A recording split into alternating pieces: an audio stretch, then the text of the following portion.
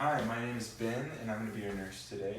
Can you please verify your name and date of birth for me? Sure, my name is Joseph. I was born on August 1st, 1998. Thank you.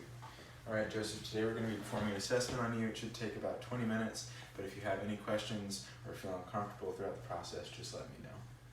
Right, this is the correct patient, and they understand the exam. First, if you could please empty your bladder and put on this gown with the ties in the back, and just come back when you're ready. And all that's done, I'm going to provide privacy.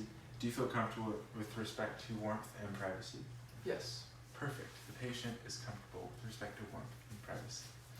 Alright, first I'm going to ask you some questions, so just answer them to the best of your ability. The first is, do you have a history of chronic illnesses such as high blood pressure or heart disease or kidney disease? No. No? Perfect. Next, have you been experiencing any chest pain or shortness of breath lately, or palpitations? No. Cool. Third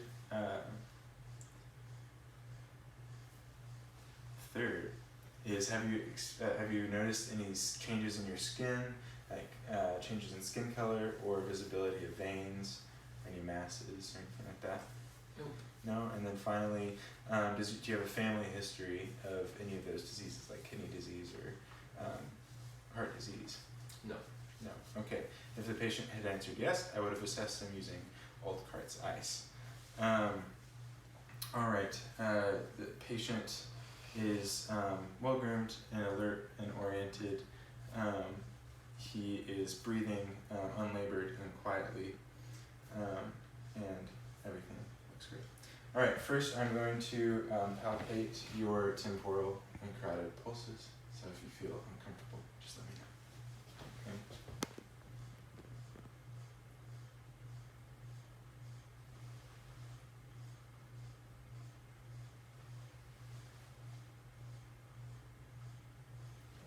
Alright.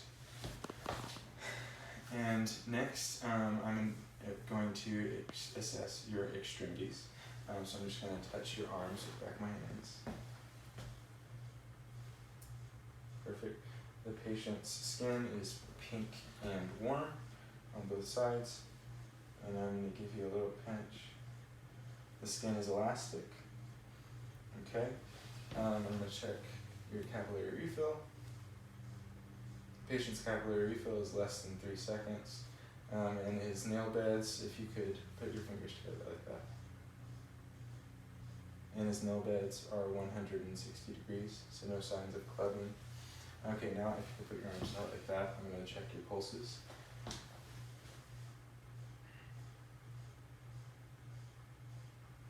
The brachial pulse is equal bilaterally, 2+. And the radial pulse is equal bilaterally, 2+. Okay, the patient's arms are normal for his height, and no signs of edema are present. Alright, now I'm going to do the same thing with your legs. In this case, the patient's legs will be exposed.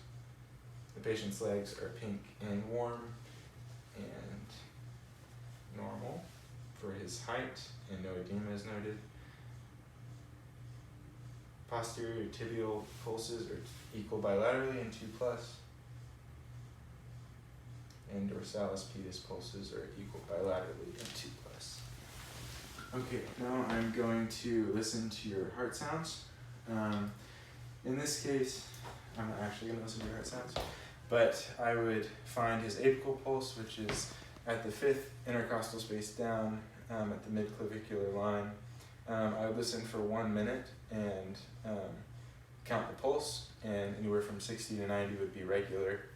And I would note any irregular heart sounds. Then I would listen to all of the heart spaces. I would listen here, here, here, here, and here. And I would, if everything was normal, I would report that S2 is louder than S1 at the apical and pulmonary valves. The S2 and S1 are equal at Erb's point, and the S1 is louder than the S2 at the mitral and tricuspid valves. And then I would listen to all of those spaces again using the bell of my microscope. And I would note that no murmurs were present in listening to that. And then I'll just do this. I'm going to listen to your carotid pulse. So using the bellow of my microscope. So if you could take a deep breath in and hold it.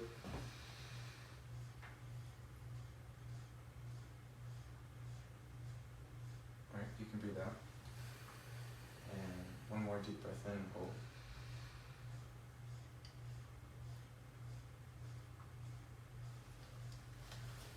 Alright, and no bruise are present. After that's done, I would end the exam and say